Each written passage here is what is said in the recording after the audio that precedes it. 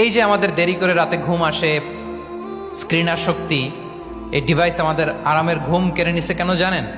এর কারণ হচ্ছে আল্লাহর দেয়া যে ফিতরাত, এই ফিতরাতকে আমরা উল্টে দিয়েছি। ইসলামিক লাইফস্টাইল হচ্ছে আপনি একেবারে সকাল সকাল আপনার দিন শুরু করবেন। Early to bed and early to rise makes a man healthy wealthy.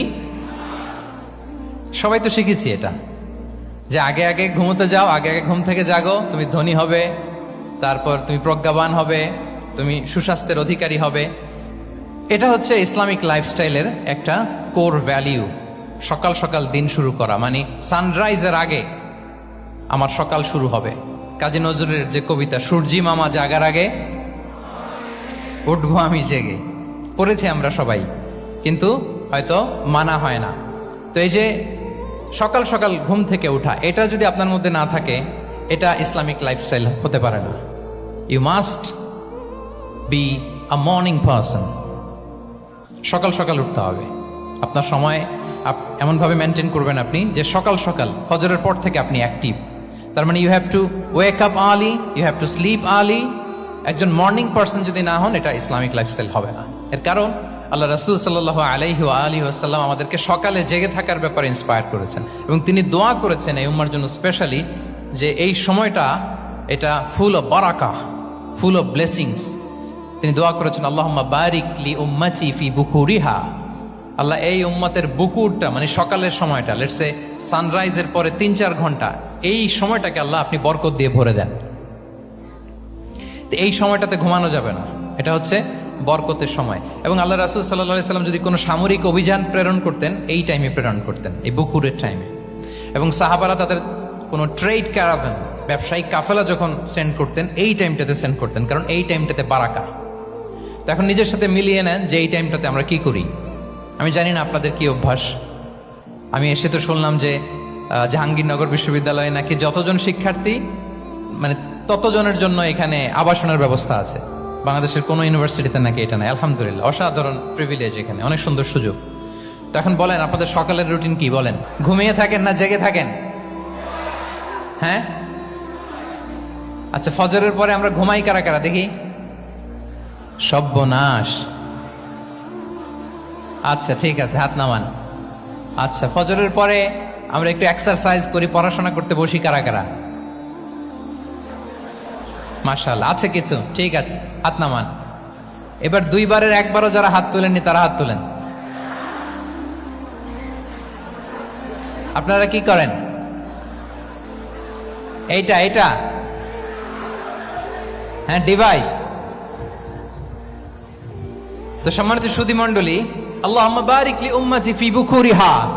আপনারা আমাকে এনেছেন ইসলামিক লাইফস্টাইল নিয়ে বলতে, তো আমাকে বলতেই হবে, ফজরের পরে ঘুমানো চলবে। প্রথমে আমরা হারামকে না বলে দিলাম, এবার আমরা না করে দিব কোনটাকে? হ্যাঁ, ফজরের পরে আজকে থেকে কোনো ঘুম চলবে। যদি আপনি চান, একটু দূরে সরাইতে হবে, যে ড্রোনগুলো একটু দূরে সরাইতে হবে। ফজরের পরে আজকে থেকে আমি এখানে জবরদস্তি করব না, শুধু আপনাদের সামনে আমি প্রেজেন্ট করছি। যদি সেমিনারের যে টপিক নিয়ে আপনারা শুনতে এসেছেন, এটা যদি আপনি অ্যাডাপ্ট করতে চান, অনুশীলন করতে চান, হ্যাঁ, ফজরের পরে আজকে থেকে কোনো ঘুম চলবে। এই সময়টাতে অনেক বারাকা আছে। তো কি করতে হবে? এটার জন্য আগে আগে ঘুমোতে হবে। কি বলেন? অনেকে ফজরের এই বরকতময় সময়টা তারা ঘুমাতে ঘুমাতে মিস করে। এর কারণ দেরিতে ঘুমোতে যাওয়া। আগে আগে ঘুমানোর অভ্যাস করতে হবে, কিন্তু আগে তো ঘুম আসে না, তাই না? এই যে ডিভাইস আমাদেরকে ঘুমাতে দেয় না, আমাদের শান্তির ঘুম কেড়ে নিছে এই ডিভাইস। এই ডিভাইস অ্যাডিকশন, স্ক্রিন আসক্তি, এই স্ক্রিন আসক্তি আমাদের শান্তির ঘুমকে কি করেছে? কেড়ে নিয়েছে। আল্লাহ তাআলা রাতকে বানিয়েছেন ঘুমের জন্য। ওয়াজআলনা লাইলা লিবাসা। লিবাস মানে আবরণ। আমি রাতকে বানিয়েছি পোশাকের মতো আবরণ করে, যে আবরণ রাত্রিবেলা নিঝুম নিস্তব্ধ অন্ধকার দিয়ে ছেয়ে দেয়। ফলে মেলাটিন নামে একটা হরমোন নিঃসরিত হয়, আমাদের ঘুম ঘুম ভাব আসে। ঘুমের জন্য আল্লাহ তৈরি করেছেন রাতকে। এরপরে আল্লাহ তাআলা বললেন, ওয়াজআলনা নাহারা মাআশা।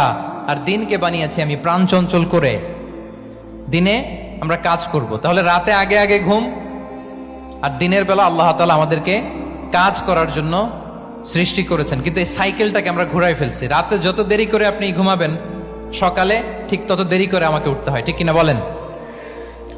তাহলে ফজরের পর বকুর পিরিয়ড অফ টাইমটাকে কাজে লাগাতে হলে রাতে আমাদেরকে আগে ঘুমাতে যেতে হবে। রাতে কি করতে হবে? আগে ঘুমোতে যেতে হবে।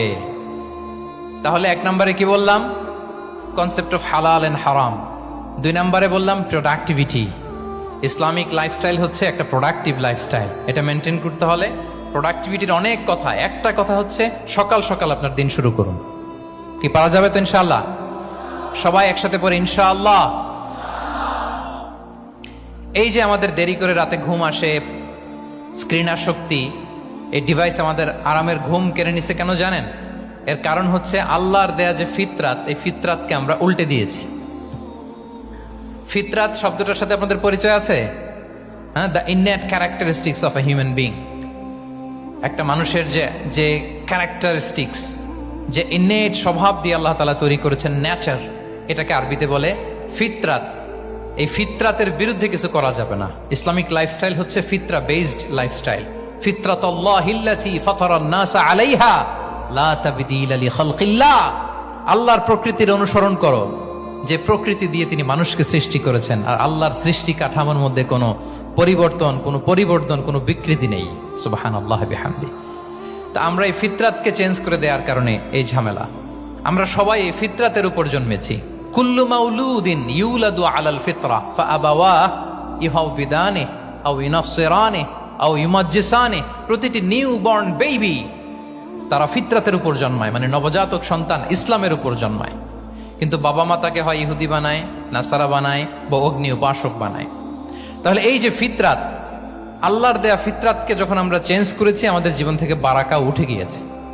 ফিতরাতকে যদি আরো সহজ করে আমি আপনাদেরকে বুঝাই, তাহলে ফিতরাত হচ্ছে যা কিছু স্বাভাবিক, যা কিছু কল্যাণকর, যা কিছু ভালো, তাই ফিতরাত। আই রিপিট, সুপ্রিয় শিক্ষার্থী বন্ধুরা, ফিতরাত হচ্ছে যা কিছু স্বাভাবিক, যা কিছু ভালো, যা কিছু কল্যাণকর, তাই কি? তাই ফিতরাত। এই যে এখন আরবি কোন মাস চলছে বলেন তো? রজব। এই রজব মাসের 26 তারিখ দিবাগত রাত্রে আল্লাহ রাসূল সাল্লাল্লাহু আলাইহি ওয়াসাল্লাম ঊর্ধ্ব জগতের একটা ভিজিটে গিয়েছিলেন। আমরা জানি না সবাই? হ্যাঁ, ইসরা মেরাজের কথা আমরা জানি। সো এই মেরাজ রজনীতে আল্লাহ রাসূল সাল্লাল্লাহু আলাইহি ওয়া আলিহি ওয়াসাল্লাম ফিতরাত, মানে what is the essence of ফিতরা, এটা বোঝানোর জন্য হাদিসটা আমি শেয়ার করছি। মেরাজে যখন গেলেন, জিবরিল আলাইহিস সালাম ওনাকে 2টা পেয়ালা দিলেন। তিনি বললেন, উচিতু বি ইনাআইন, আমাকে 2টি পেয়ালা দেয়া হলো। ফি আহাদিহিমা লাবান ওয়া ফিল আখারি খামর। এক পেয়ালায় ছিল দুধ, আরেক পেয়ালায় ছিল মদ। ফা আখাযতুল লাবান ওয়া শারিবতু। যখন 2টা অপশন দেয়া হলো, 2টা পেয়ালা, আমি দুধের পেয়ালাটা নিলাম এবং সেটা পান করলাম। তখন জিবরিল আলাইহিস সালাম বললেন, আসাবতাল ফিতরা, মানে you are guided to the ফিতরা, আপনি সঠিকটাই নিয়েছেন। যেটা ফিতরা, যেটা নেওয়া উচিত, আপনি ওইটাই নিয়েছেন। তাহলে এখন আরো সহজ হবে। যদি 2টা পেয়ালা দেয়া হয়, একটা মদের পেয়ালা আর একটা দুধের পেয়ালা, তো আমরা নিব কোনটা বলেন? হ্যাঁ, তাইলেই ফিতরা হবে। তাহলে কি হবে? তাহলে যেটা স্বাভাবিক, যেটা কল্যাণকর, যেটা আমাদের জন্য ভালো, সেটা হচ্ছে ফিতরাত। তাহলে মদের পেয়ালা, দুধের পেয়ালা, কোনটা নিব? সবাই নিব তো নাকি? আমাদের রুচির যে দুর্ভিক্ষ চলতেছে, অনেকে মদের পেয়ালাই নিয়ে নিবে। আছে না একদল, তারা কি করে? ওইটা চুজ করে ফেলবে। এবার বলেন, আমরা কোন পেয়ালা নিব, মদের না দুধের? আমাদের ঐতিহ্য, আমাদের রুচি, আমাদের মূল্যবোধকে ধ্বংসের যত আয়োজন দরকার, সব সেটআপ চারদিকে আছে। আল্লাহর ফিতরাতকে ধ্বংস করে দেওয়ার শয়তানি সব আয়োজন আমাদের চারিদিকে। বাট আপনাকে রাইট থিংটা চুজ করতে হবে। তাহলে রাসূল সাল্লাল্লাহু আলাইহি ওয়াসাল্লামকে দুধ দেয়া হলো, মদ দেয়া হলো, তিনি নিলেন দুধের পেয়ালা। তাহলে এটা হচ্ছে ফিতরাত। এটা কি? ফিতরাত। এভাবে সবকিছু চেঞ্জ করে দেয়া হয়েছে।